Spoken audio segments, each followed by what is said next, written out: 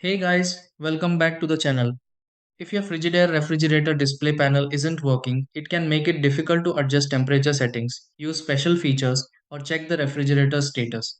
You might notice the screen is completely blank, the buttons don't respond, or only part of the display lights up.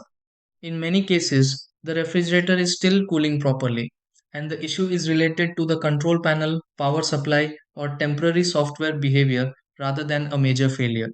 Before scheduling a repair, there are a few simple checks that can often restore the display. In this video, I'll show you the steps you can try. 1. Verify the refrigerator is receiving power and the interior lights are on. 2. Close both doors completely and wait a few seconds for the panel to respond. 3. Press and hold the lock or control lock button to unlock the display, if enabled.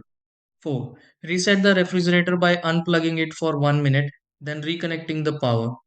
5. Inspect the display for moisture or visible damage and test the buttons again.